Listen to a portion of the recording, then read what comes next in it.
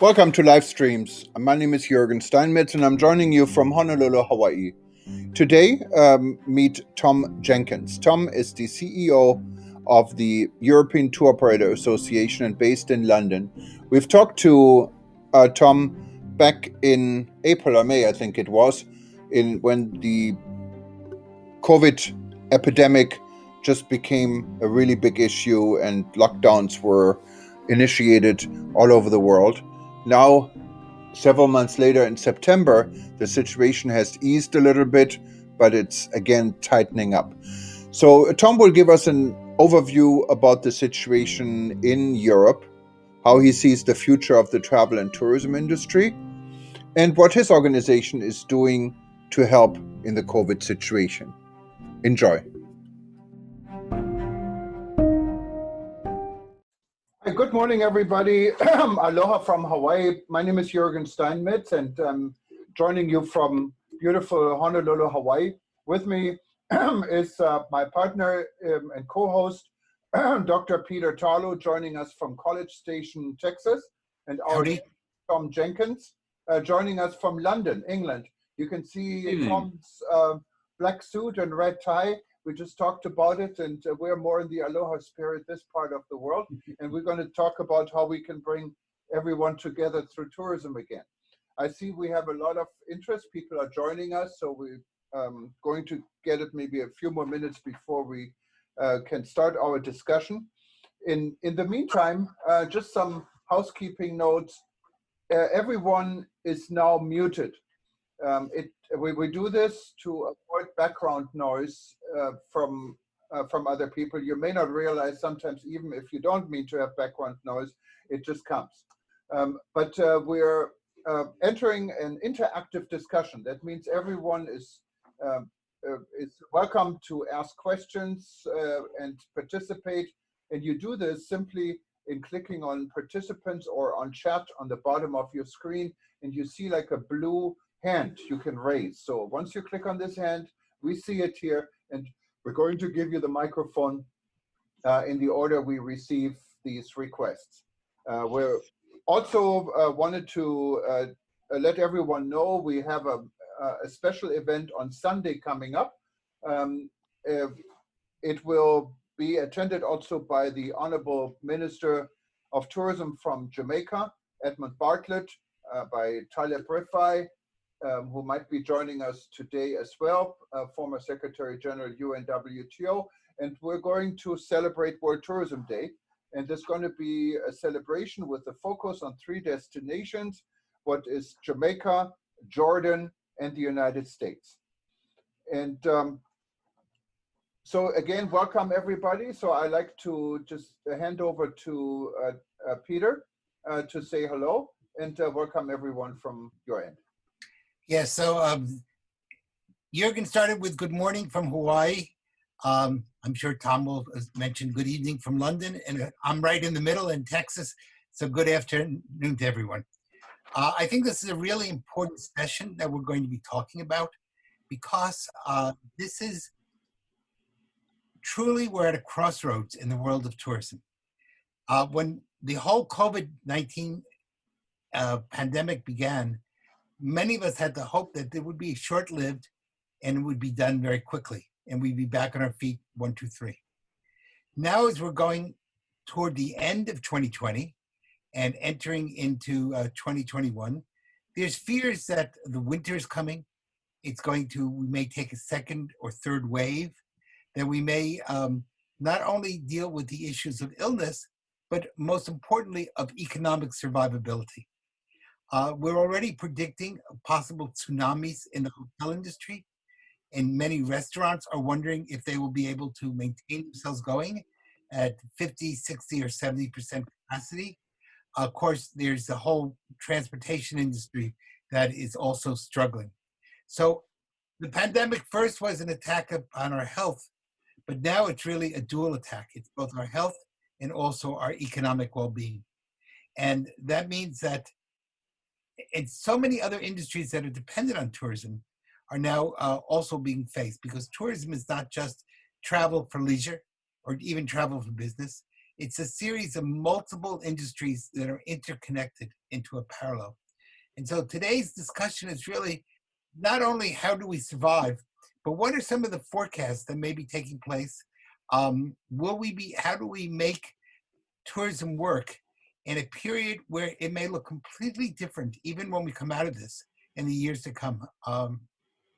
I work with police departments all over the world, and I will tell you that the whole concept of tourism security has totally changed. Once upon a time, we were worried about issues of thievery or even kidnappings or skyjackings, hijackings of planes. Today, we're worried about social distancing, the use of masks. How far can people go? Will people travel at all? Do we need these types of tourism policing, or do we now need medical policing versus tourism policing?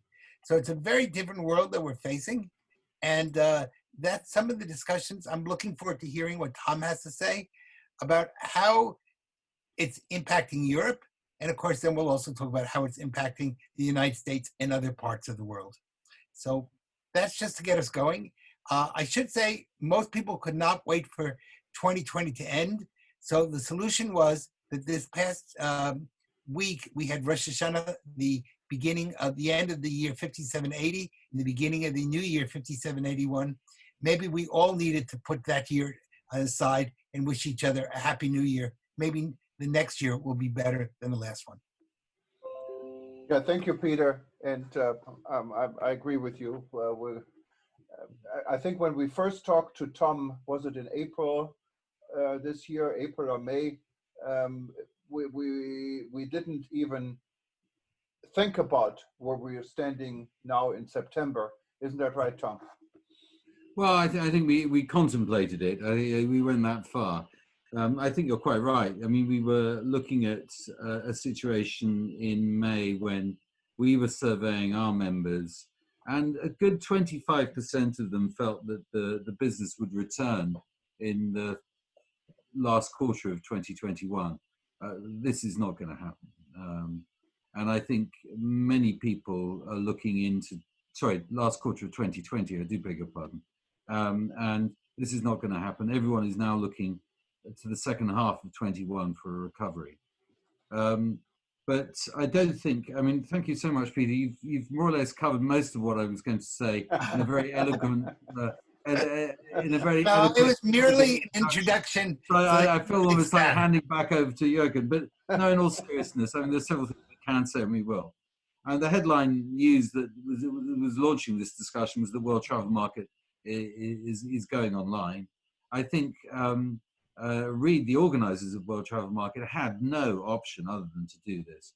The only controversy about it was the delay in making that decision. But they were, like every event organizer, they were waiting until the last possible moment before they pulled the plug on it.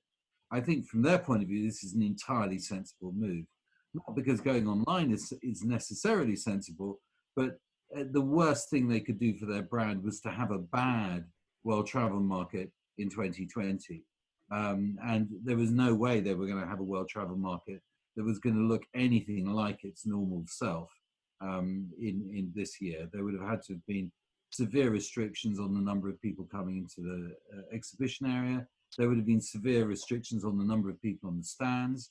There were severe restrictions on people flying in to come to the UK. So it really was not, it was a non-starter. So moving it online makes entire sense from that point of view. I ought to, on a self-serving note, I ought to stress that ETOA has its own annual event, which takes place at the end of October, the 30th of October. That normally has 1,000 participants at it. That is going to be online too. So if anybody is interested in that, they just need to Google ETOA GEM and the information on that will pop up. That throws all sorts of interesting questions out. And the old-fashioned curse, may you live in interesting times, I can assure you these are interesting. Whether they're interesting in a way which makes you want to discuss them in detail, it will maybe unwound in the next few minutes. But there are certainly many questions suddenly arising from those of us switching from live events to virtual events. not least of which is we are in an industry which exists because of live experience. We're not an industry which exists because people want to go and have a virtual tour of somewhere. People want to go and experience things, and they want to meet people. And for us to back away from meetings and having live experiences is a really tough call for trade associations and exhibition organizers themselves. So, I mean, what would have been the situation, what will be the situation at GEM, what would have been the situation at World Travel Market? I think the first thing to say is the obvious thing to say. We have seen an absolutely astonishing shortfall and decline in tourism. And this has been worldwide. In Europe, nothing can compensate for the total lack of long-haul inbound tourism, which is what my members specialize in. My members, after all, sell Europe as a destination throughout the world. And the total lack of Americans, Japanese, Chinese is going to be acutely felt in certain areas because long-haul international tourism is unevenly spread. This is one of the great criticisms of it, that people say, oh, they always go to the same places. I'm afraid those same places, and it could be central London, it could be Lucerne, it can be all the main principal cities of Italy and Paris and Amsterdam, you name it, they're suffering from a shattering lack of business. To give you one example, Oxford Street in London relies for 50% of its turnover on foreign visitors. Yeah. If you add to that the fact that there are no domestic office visitors, office workers working in the West End who make up a significant proportion of the balance, you can see the plight that the retail sector is having in London.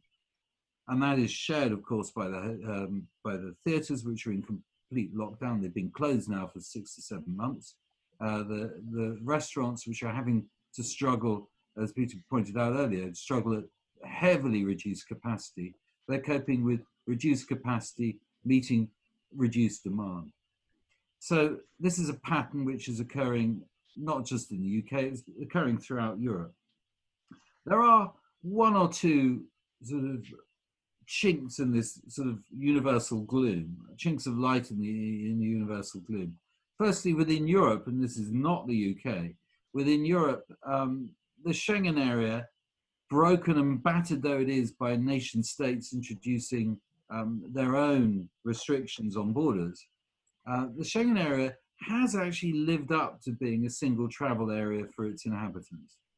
And there have been really significant movements, not as big as they usually are, but significant movements of Germans and Northern Europeans coming down to Southern Europe for their holidays.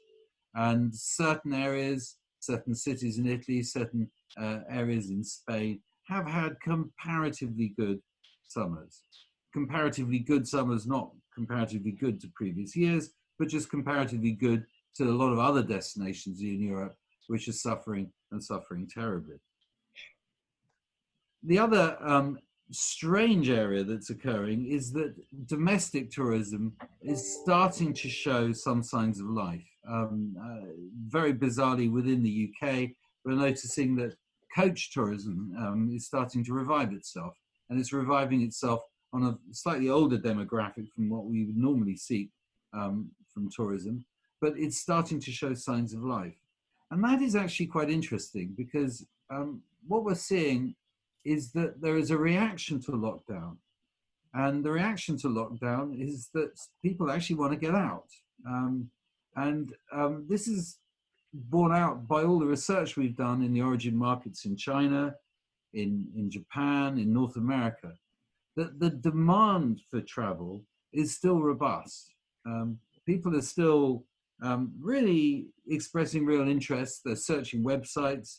They're rooting around looking for what they might do for next year. I'm afraid it's not for this year. Added to that, we've got an extraordinary effect of everyone cancelling in 2020, rebooking in 2021. So there are a lot of operators out there with forward bookings looking extraordinarily healthy.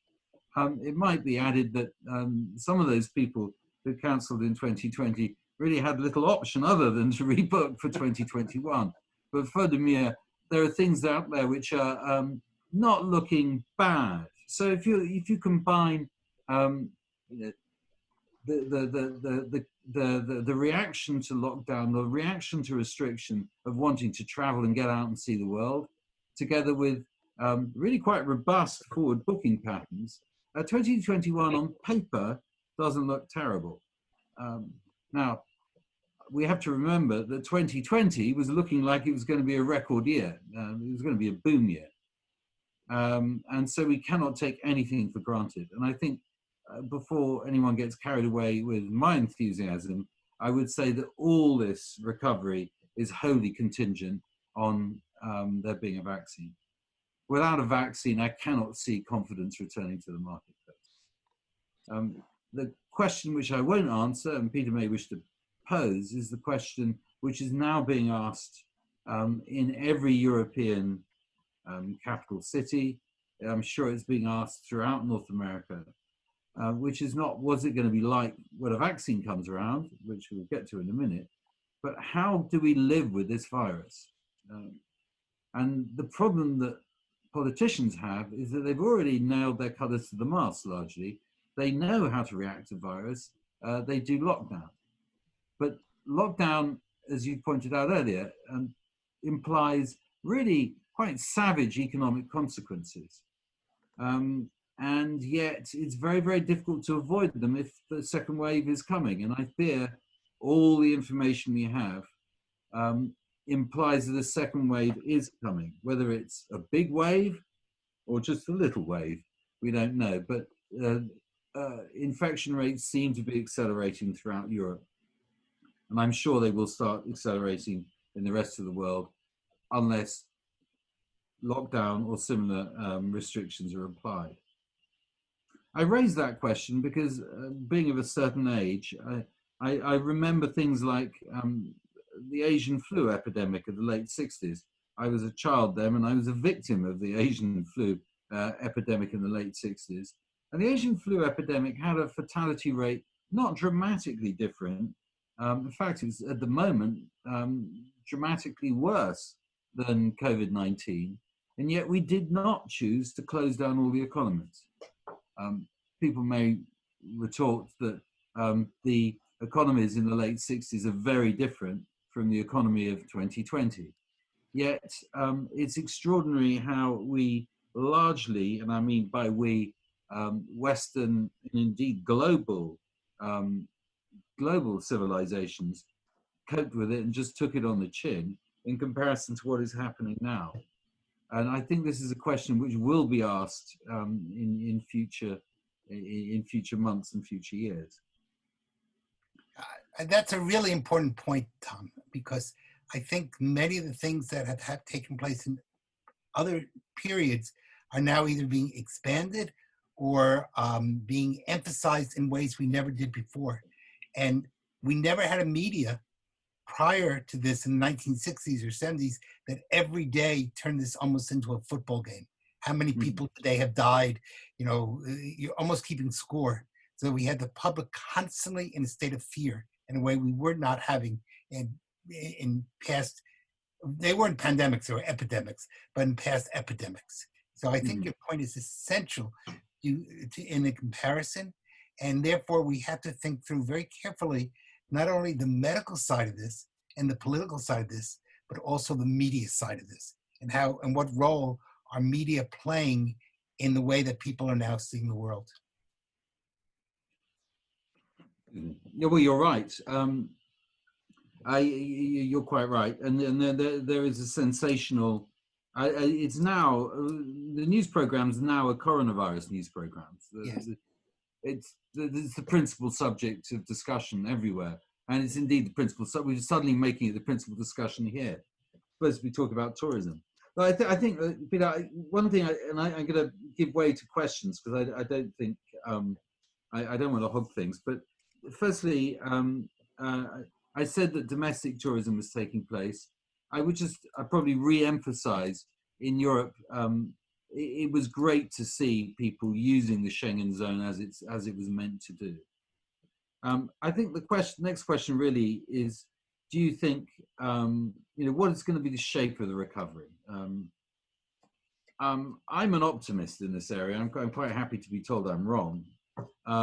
I think when the recovery comes, I think it's going to be fairly rapid. There are going to be things that are going to stop it happening. I would note that all the other slumps we've seen in my career, and it goes back to the Libyan bombings of '86 through to the first Gulf War in '91, second Gulf War, and the 2001 incidents, and the Gulf War, the Iraq War that succeeded it, and then the financial crash of 2007-8. I think all these slumps were obviously nothing like as catastrophic as the one we're going through at the moment, but all of them were led largely by airlines maintaining their slots, maintaining capacity, and doing what they needed to do to fill their aircraft. Sensational offers. I remember the late Bob Whitley calling me in mid-September 2001, screaming down the phone, someone's put an advertisement in the New York Times, 7 nights Dublin, $399 air inclusive. The guy sold out within 30 minutes. America travels if the price is right. This was a very aggressive response, price-driven response. And I think we would normally expect to see that in such instances. The difference now is that the airlines have cut their capacity, which they normally never do, and then unlikely to rebuild that capacity until demand is guaranteed. Now, we've got the opposite of what normally happens. We've normally got airlines leading demand by cutting prices. We've got the prospect of airlines following demand, and that's a very different recovery picture. I seem to have a cat. That's a really important point, because again, I think we're seeing whole sorts of new types of economies, and this is really a disease that we don't yet truly understand. I think there are going to be two parts of that recovery. One, you're absolutely right, of course, about the vaccine.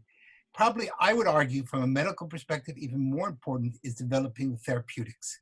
In other words, if people get the COVID and we are able to give them some sort of medication so that they know that in 2 or 3 days, they'll be just fine. It'll just be being consigned to a bed for 2 or 3 days. Then their fear of travel is going to be much less, because it won't be a death sentence. It'll be a clear recovery sentence with, God willing, no consequences to it. And then it will be somewhat like a flu. We don't stop the world because of an influenza attack. We keep moving on. What created here was fear, and the fear of the unknown. We still don't totally understand all the aspects of the virus and what it's doing. But to add to that, I think we have to be, and you came up with the second really important point, and that is, while we are interested in COVID, we can't forget tourism as a whole. And therefore, we need to be thinking about not only how we're dealing with this particular crisis, which is obviously the mother of all crises from the tourism perspective, but also we need to be thinking about other issues in tourism, the issues of hotel occupancy, of restaurants, of price controls, of people being able to get from one place to another, of national tourism versus international tourism, regional tourism. Are we going to be looking more at a tourism industry where people go to resort hotels that are somewhat like bubbles outside of cities? Or will cities survive in a way that they were prior to the start of this? So all those issues have to be taken into account. I'm working on a paper right now for Australia talking about tourism security. And I had to point out that not only do we have to worry about health security, which is very important, but we can't forget the other parts of security. Robberies are still going on, and there are still room invasions. There are still issues of cybersecurity, of people having identity stolen. And all of those have to be looked at and not forgotten about. So I think we have your point that tourism is more than just COVID. it's multiple regions and multiple sections, one on the other. And how will we develop a tourism industry in the future that's going to be able to take the best of the past, but make a better future? Peter, the interesting thing is, I mean, to a certain extent, I gently disagree with the emphasis that you're making. I think if people are frightened, they don't travel, and I don't think finding ways of catering to their fears is that useful. It's possible that COVID secure resort tourism is a seller, but I think it's very much a niche seller in the general picture of people want to go to Venice. They want to go to see Florence. They want to come to London and enjoy themselves. They want to go to Paris. They want to go to New York. They want to go to places and do things. And if there have to be some strong inhibitors behind it to stop them doing so. At the moment, we've got a pretty powerful inhibitor. Yes. The interesting thing, surely over the last 15, 20 years of tourism, if we're looking back on it, prior to COVID, was the extraordinary resilience of traditionally frightened markets, chiefly the United States. In 1986, I think there was one American fatality in Berlin, and I would say 50 to 60% of the bookings for 1986 were cancelled as a result of that. You have major wars breaking out in the noughties and the early teens, and you see nothing like that response from the North American market. It's become much, much more resilient and much more, not exactly cavalier, but much more mature in the way in which it regards and balances threat. And people, I think, now start to understand that going to London or going to Paris represents not a dramatic shift in danger from going to Los Angeles or San Francisco or New York. I think what's extraordinary is quite how more intelligent and more resilient, or sorry, not intelligent, but how much better informed people are and how resilient they are at the moment. So I think what we'll see when the recovery comes is we'll see a tourism industry that looks pretty like the one that it was in 2019. Not as fat, not as crowded, not as complacent, but I think I'm going to find that my members, when they sell Europe, will not be selling remote hermitages. They will not be selling self-isolation packages in Finland. They'll be selling, the top seller will be the London-Paris combination, hotly followed by London-Paris, Venice, Florence, Rome. The Chinese will come back and they will, I am sure, go shopping in Lucerne again. I am certain that the queues will be forming outside the Louis Vuitton shop in Paris. I think things will start to get back, and the things that appeal, the things that motivate people to travel will remain because they're eternal. And if you want to go and be isolated, if you want to go and be sure and safe and secure, home can always provide these things. That's not what travel's there for. Tom, if you look at the recent development, and this is now before we're thinking we're getting into a cold season in some parts of the world and it's going to get worse. But if you look now even at the numbers in the UK and in the rest of Europe, in the United States, it appears that the number of infections may go up, but the number of fatalities stay pretty solid. Is this an indication that maybe the medical world is getting a handle of it? Is this also an indication that we should maintain, or we should reintroduce open borders? I know WTTC, Gloria, has talked about open borders and facilitating travel. Right now, open borders may exist in parts of the Schengen countries, but it doesn't exist, not even between North America and Europe. Well, I think, it's wrong. I wouldn't, what you're doing is you're quite rightly raising the news at the moment that the infection rates are going up. Fatality rates are going to lag infection rate increases by 2 to 3 weeks. It's the nature of the exercise. So we won't know if the fatality rate is, is improving, if I can use that phrase, for at least another 20 to 25 days. The open question is, should they open borders? Because does an open border lead to increased infection? And the difficulty with opening borders, from our point of view, is it's a very obvious popular move for a government to make. The UK famously kept their borders open right the way through the infection surge of April, May, and they closed them in June. And they closed them in June in reality because the Home Office decided that the cephalological research, they were doing focus groups, discovered that it was the sort of gesture people thought the government ought to be doing. And so they did it. They thought it would make them popular. There was very little evidence that having open borders led to increased infections. There's a counter argument emerging in Germany, which is simply to say that they did a survey of new infections in Germany in August. And there's no doubt that there was a higher infection rate amongst those people who travel abroad. The difficulty is that it was actually a very particular type of visits that these people were doing. And what they were almost invariably doing was going home to Serbia, going home to Turkey, and taking part in big family gatherings in these locations, and then returning to Germany. I think that, with one exception of a rave that took place in former Yugoslavia, not Serbia, virtually no other tourists brought back any diseases. But this was enough to trigger real caution on behalf of the German authorities. It's tough. It's really tough because you're dealing with governments who are panicking. You're dealing with governments coping with crises that they've never confronted before.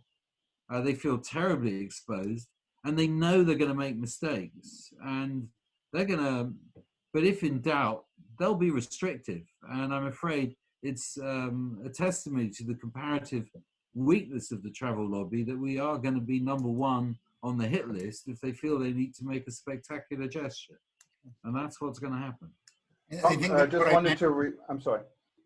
When I said that there's multiple components to this disease, there's the medical side, there's the political side, and there's the emotional and fear side, and we might call the media side. So I think what was spoken about now by Tom, that the Foreign Office made a decision not necessarily on medical reasons, but more on political reasons. It would be popular or believed to be popular with the public. And that's, tourism is kind of caught between those three triangles in a very different type of way, so that it's bounced between the three. Peter, maybe just wanted to remind everyone, we're getting a lot of feedback now on our chat group. Yes, and that is great, but it's easier actually if you just raise your hand. There's a blue button when you click, I think, on chat or on participants, and then we see this here. We can give you the microphone. Perhaps we have Deepak. I see him joining us from Nepal. You can tell us a little bit about how are things in Nepal. You gave us an update last time. And do you want European tourists and American tourists coming to Nepal right now? Thank you, Jürgen. Namaste from Nepal. Namaste, Peter. Namaste, everybody. Basically, we have relaxed our the lockdown inside the country, and domestic tourism movements are open now for international visitors. For example, for trekking and climbing, expedition activities. We have opened from October 17. Right now, international airport is also open for selected destinations.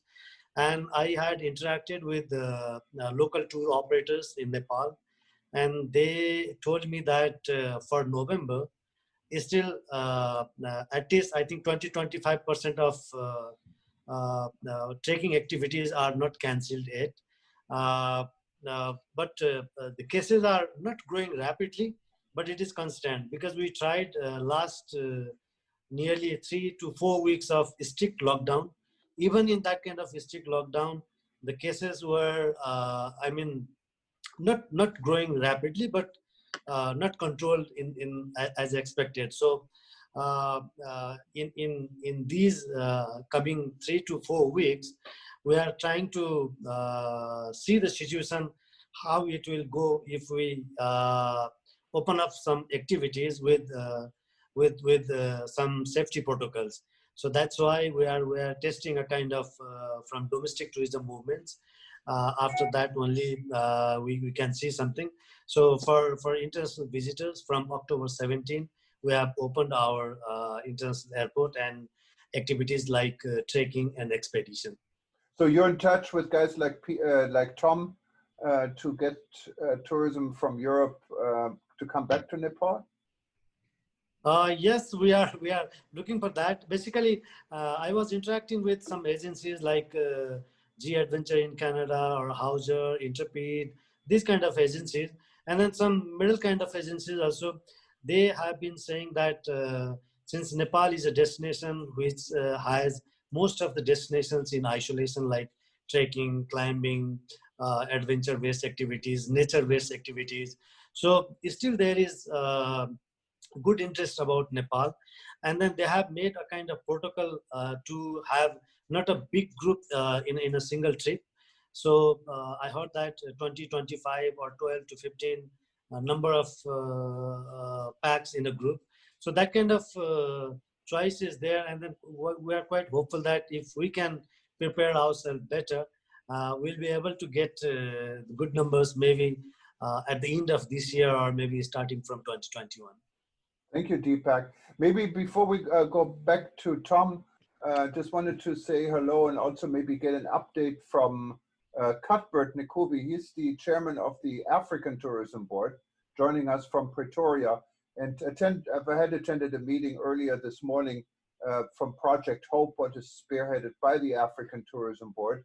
And the emphasis in Africa seemed to be more on promoting and introducing domestic and regional tourism. What about the Europeans, Cuthbert? Hi, Jürgen, thank you so much, my colleague, Tom. Thank you so much. It's good to see you once again. Yes, look, it is very necessary for us to start with our domestic tourism, which has to be the emphasis before the global community. They are able to travel. Like now, I'm told that with the second wave, especially that is hitting Europe, right, it will definitely take time for our international travel to start focusing on the African soul. But our emphasis is to say, let's appreciate our domestic populace. Let's appreciate our intra-Africa travel that will then work towards the activation of our global communities. We are looking forward for receiving, of course, Europe and Asia as well, so that they can come and segment our efforts within the continent.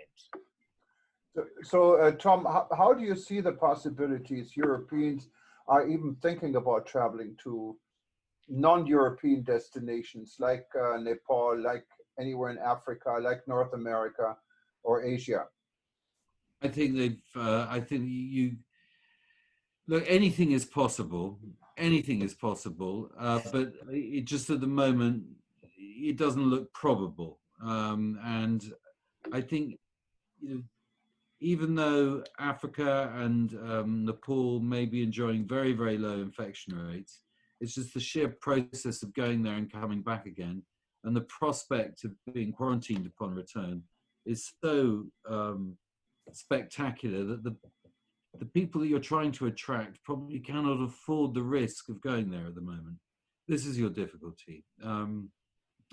Having said that, as I said, anything's possible. People are, you know, we've in the UK, I saw 2 Italian groups arrive in Scotland, which I never imagined would happen. But we're looking at little straws, tiny crumbs of comfort in an otherwise bleak environment.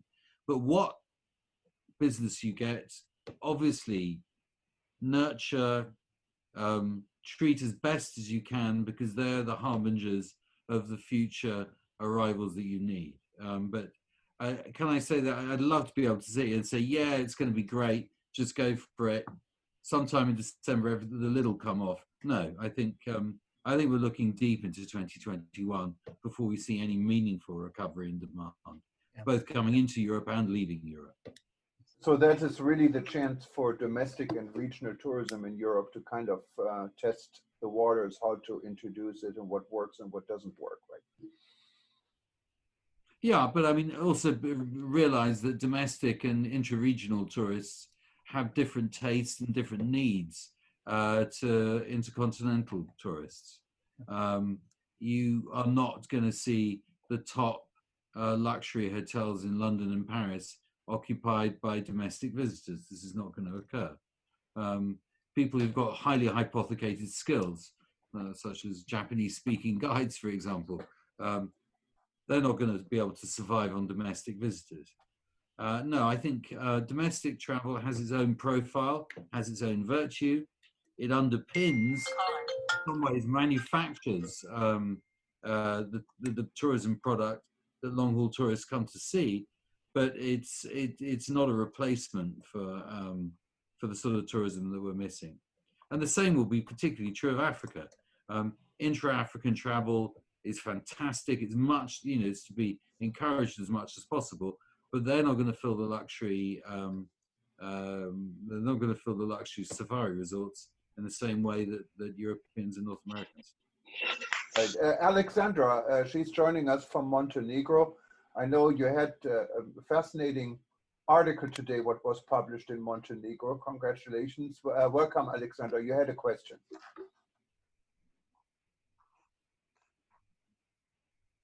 Alexandra, I think you have to unmute yourself.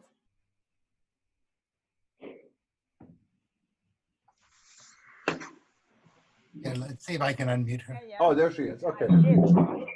Okay, can you hear me? Yeah. Yes, Yes. we can hear you. Thank you, Jürgen. Yes, I did have an article, and it was, I would say, good enough. Good, actually, not the article, but the topic, actually.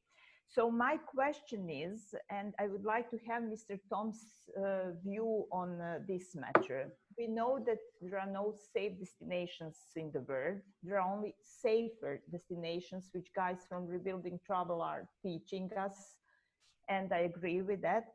So I wonder, can destinations be branded as with whatever seal, safer travels seal or safer tourism seal, if they are in the red zone, like Montenegro? Okay, because we have a very huge rate of infection. We don't have tourists at all, and we started promoting ourselves as a safe travel destination. So I would like to have your views on that. Well, look, can I just say you've got to do what you can, and I salute your success at being safe, and I salute your enterprise marketing yourself as being a safer destination. Will this really cut the mustard? The first thing you've got to do is persuade the governments who are imposing quarantine restrictions and issuing recommendations that this is the case. Once you've done that, well, I mean, all I can say is good luck. My instinct is that being safe is not the motivation for travel. That you are a fantastic destination to go to, one of the great undiscovered gems of the Adriatic, that is a reason to go to Montenegro. That it's safe, as I said, if people are interested in being safe, home seems pretty safe. Home is not like Montenegro. You've got something unique there that you need to put in front of people. The safety of your destination, I think, is a secondary point. Yeah, okay, but is it moral to promote it as a safe destination if it is the most infected country in the region at the moment and 25th infected in the world. So is it moral to do it? You're talking about morality in tourism. I'm one of those people who think that tourism is splendid in its amorality. I'm not the best person to talk about morality in tourism because I start wandering off down bylines. I think if you're saying other people are not playing the game properly, well, I'd be sympathetic, but I would shrug. That's a short answer. Okay. Okay, thank you. But I think that the question you raised is a really important question, because there is a big difference between saying we're doing everything we can to try to make you safe and saying you are safe. And in tourism, there is not only tourism in the world, there is no 100% safety in anything. We can say you have a very high probability of being safe, but to say that you are absolutely safe just does not exist.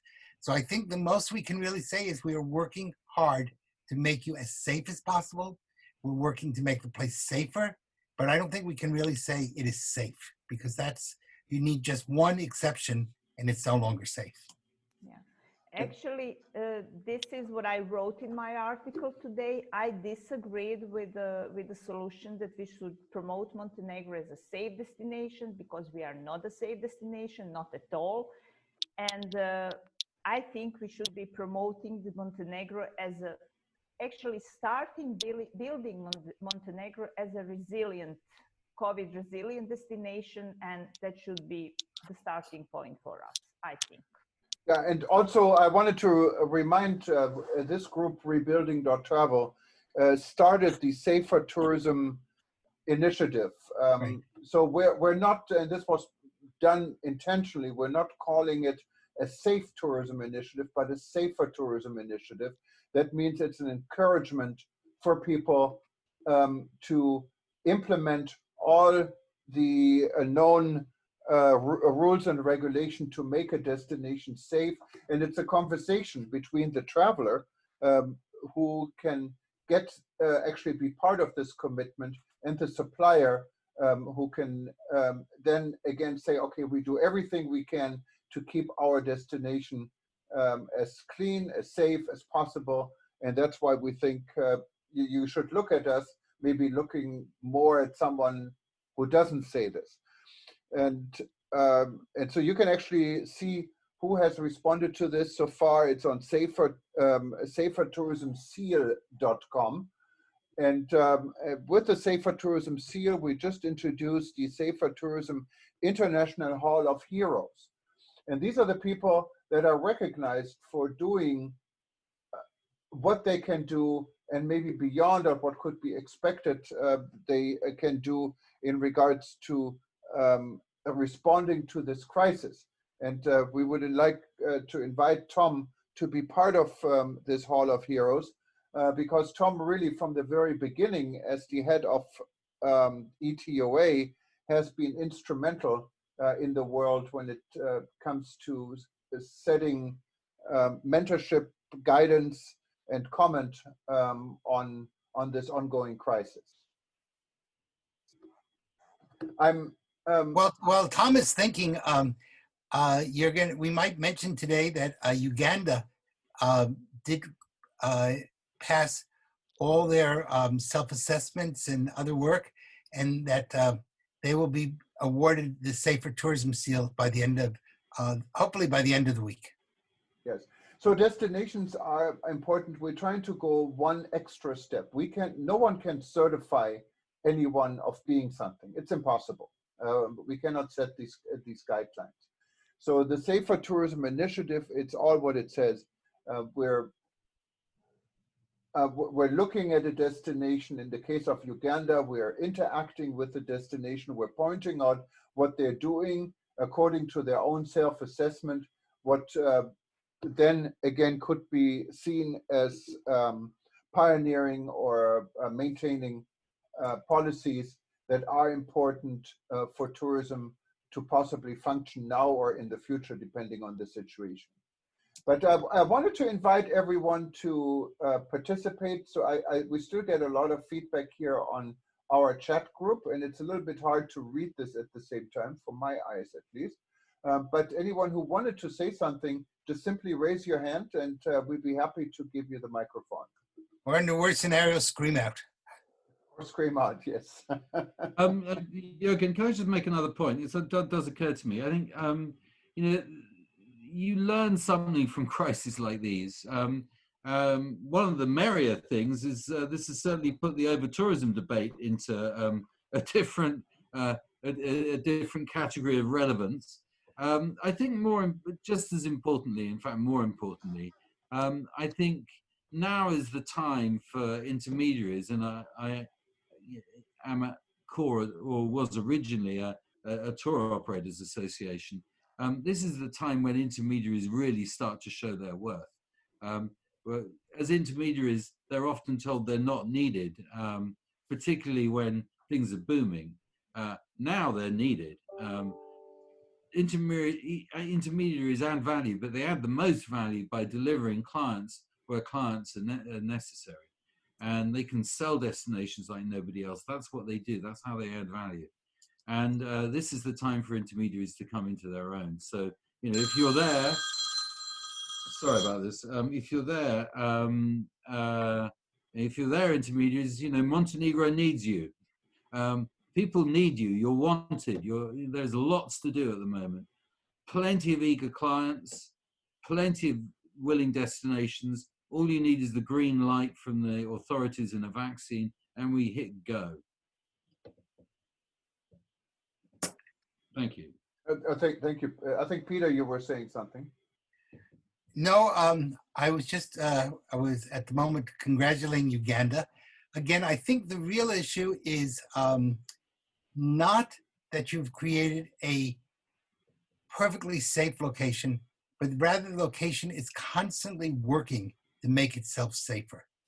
And there's a big difference, and that means that you understand that there is risk, there will always be risk, and because this is a fast-moving reality world, we have to come up with a situation where you reevaluate on a consistent basis. So you cannot say, okay, I've developed safety and now it's over. And that means a lot of things. It means the safety of the airplane, the safety of the terminal getting on the plane, the safety of the terminal after you get off the plane and you've gotten your luggage, the safety of the hotel, the safety of the car or transport that's getting you into the hotel. How many people are you with? Is it a group tour or an individual tour? So each one of those are very unique aspects. And there's not a general list that we can say, okay, now I'm good to go. Rather, this is an ongoing process that has to be worked at on a regular basis. Someone, Jack, Sophie's computer is not working very well, but he wrote to me and asked me to ask the question, how do we press governments to keep hand luggage controls safe? So I don't know if so this is not my question, but I'm actually just reading his question for him. Anyone have a comment on that? So what he's really concerned about is the whole question of hand luggage and keeping it safe. I don't think he's referring to check luggage as much as hand luggage. And it may be the silence may be saying that we really just don't know. Now, it may be possible that we'll be able to come up with some sort of disinfectant. So before you get on the plane, that hand luggage will be sanitized. But, you know, people leave hand luggage all over the place. And if you go to a restaurant in a terminal and somebody else moves it or touches it, could that be a problem? And part of it is we just don't know. And I think we have to not be so arrogant to believe that we know every aspect of the illness, because it's mutating and changing. It's not just a consistent 2 + 2 = 4. Right. Yep. So I got it that he was worried about the welfare of the hand luggage. Yes. But no, I think you've answered that question as well as I could, Peter.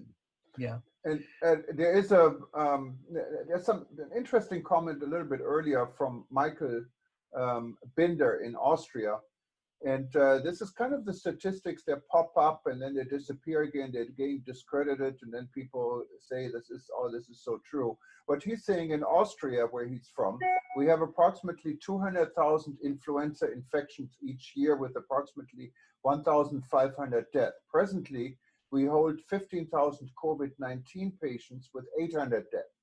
So we have less than 10% of the infections, but already 50% of the death toll compared to influenza. So please don't underestimate this. Is this a true statement? You know, I think this is going to depend on location, people with comorbidities, age groups that are being touched upon, what governments are doing in a particular location. So I don't want to question his statistics in Austria because I don't know them, but I think those percentages might or might not be true depending upon what part of the world we're in. And also how much sunshine there is, how well people disinfect, how disciplined groups are. So this is not 2 + 2 = 4. This is, each location is going to have to work really strongly to fit it's not one size fits all. It's going to have to be that we fit, it's going to be like buying a pair of shoes. You have to find the right size and the right fit for the right feet. Well, Peter, or Tom may be better. What do you think? There's discussions going on in some destinations like Barbados, and they started also here in Hawaii. And I don't know about Europe, to focus a little bit more on tourism for specific groups, like retired groups that would maybe stay in one place for a long time, people that work on vacation or on holidays and just change their work environment from their office to a nice resort someplace, because once we're connected on a computer these days, we can work. Is this kind of an opportunity that hasn't been touched very much yet in Europe? Well, I'm dealing with the poster boy for this option, aren't I, Jürgen? You ought to be appearing in the advertisement to promote the idea. I think look, this is a niche movement which lies outside coronavirus. I mean, this is an idea, a marketing idea and a sales idea, which I'm sure has legs, and it will have more legs now that people can find that they can work from home, and so I'm sure this will start to be interesting. But ultimately, this is less a vacation product; it's more of an emigration product, and it's and, you know, this is an interesting new niche. I don't know whether I would be tempted by the idea of going to live in Barbados and working there, even remotely for a length of time. But it's possible. It's a new and enterprising idea.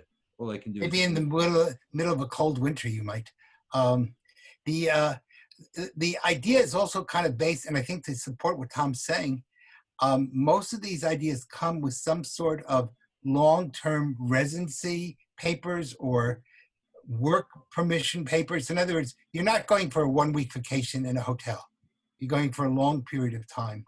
And that means that you have some legal issues to get through, etc. Now, governments want these people to come, so that is happening, but it's a very different type of world. I'd like to go back for a second to where Tom began, and that is the whole concept of tourism. Because it seems to me what we're really selling, more importantly than anything else, is memory. The people having experiences and memories to take home. And if we are substituting that with Zoom, I'm not sure how many memories you have. I mean, you could take an online tour of some building in London or Paris or Rome or wherever it happens to be, and you've seen the pictures, but I don't think you have the memories. And therefore, I think that's the part that really, no matter how good we get online or virtual reality to be, it doesn't take the place of the experience, the tasting of it, the smelling of it, the feeling of it, the interacting of it, and the serendipitous relationships that are developed because of it. Because a good part of tourism, especially leisure tourism, is to meet people that you didn't expect to meet and to have serendipitous experiences that you might never have had. And in the world of virtual reality, there are no serendipitous experiences. So that's something I think really is, well, that may be the key to tourism's renaissance again, the human factor.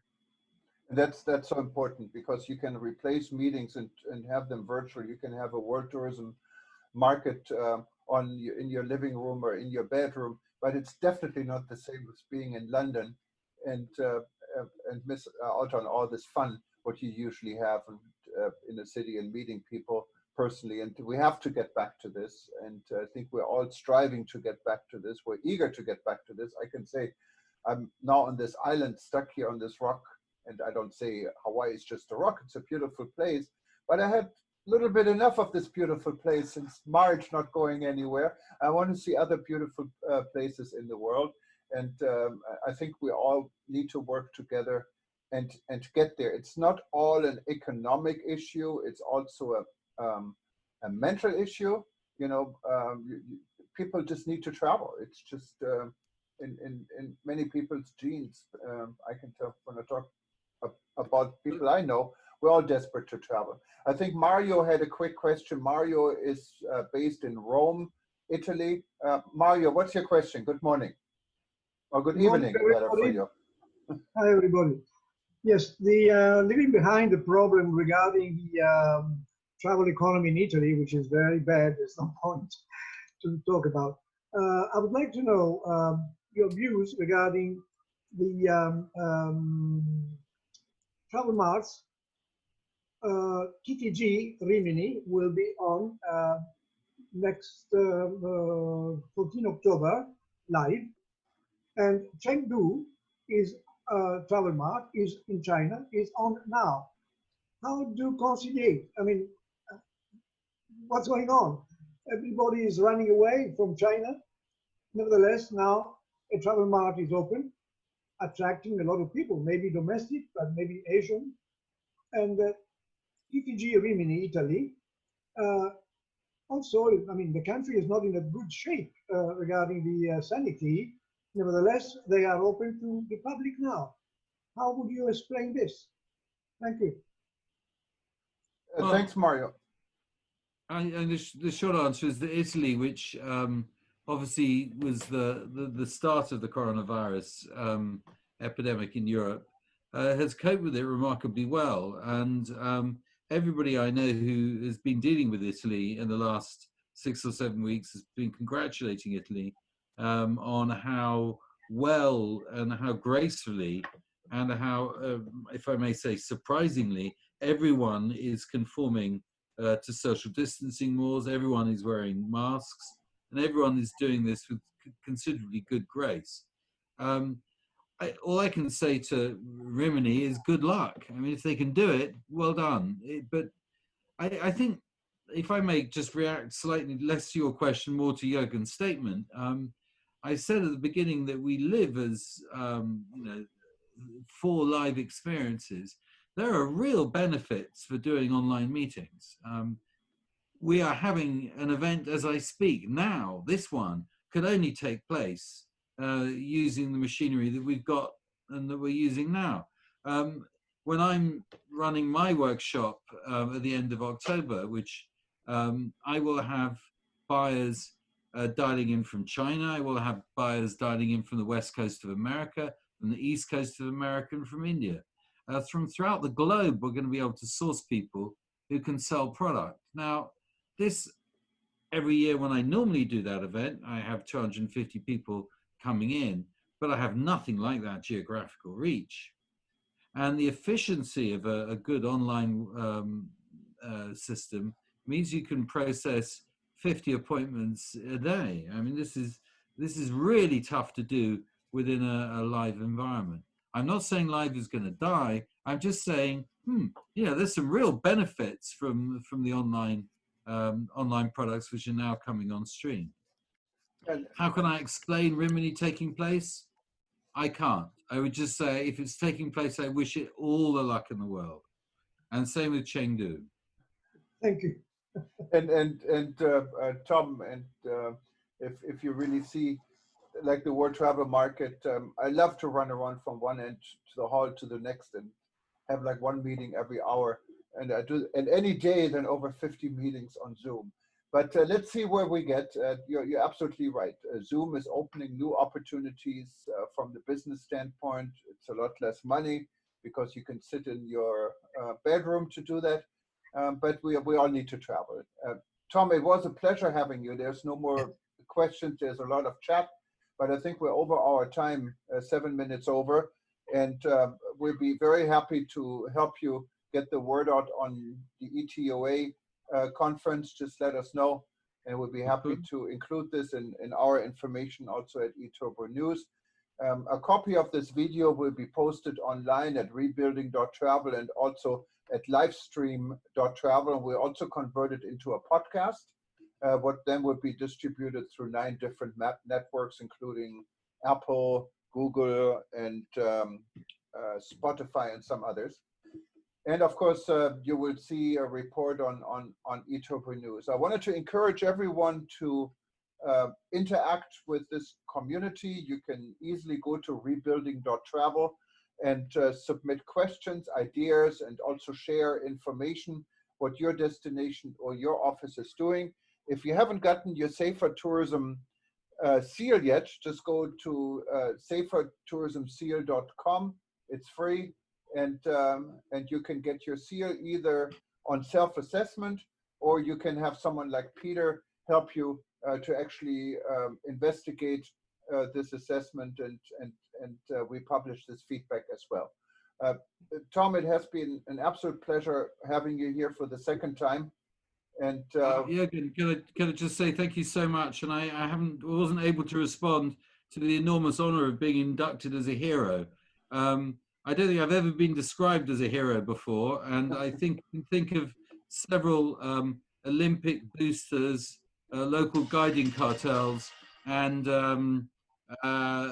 tourism statisticians who would profoundly disagree with that description of me. But I would thank you. It is an enormous honor. Thank you. It's our pleasure. We want you to be the hero, and you are a hero. I mean, seriously, you've been there from the very beginning. You haven't lost your mind yet. You're still there, and you're still dressed up. I've lost my hair. Well, after this year of tourism, I think most people have lost their hair. So I don't think that's, I think you may be the norm and not the exception.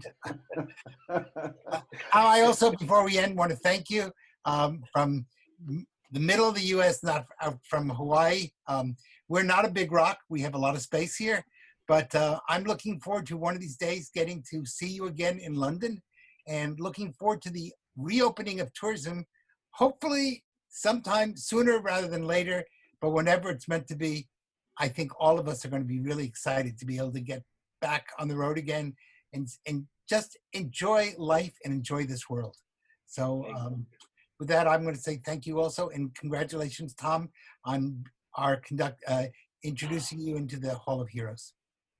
Yeah, thank you, Tom, again, and I'll see you for fish and chips and a nice cold beer in London, hopefully soon. And everyone else, please stay safe. Aloha from Hawaii. And by the way, you know, I wouldn't be a good local German resident here in Hawaii is to tell everyone that we are opening up for tourism here in the Aloha State on October 15th. It's going to be a little bit different because before you get here, you have to actually go to Walgreens or Long's Drugs or one of these drugstores and get a test. And this has to be done within 72 hours before you get on the plane. If you don't have this test, you will have to stay in your hotel room for 2 weeks, and you can't even go to the lobby and the beach. And there are hundreds of special agent police actually monitoring now tourists and hotels that they actually stay there. But you can avoid this. You can have a great time and enjoy Waikiki, enjoy Maui, Kauai, the Big Island, the volcano. Come here after the 15th of October. Just don't forget to get your test. Thank you very much, everyone, and we hope to see you again on Sunday at World Tourism Day. We will update everyone. We're still working on this event, and we have Minister We have the minister from Jamaica, Mr. Bartlett, as a guest, and some other surprise guests are coming up. Talk to you guys soon. Aloha. Take care. Bye-bye. Bye-bye.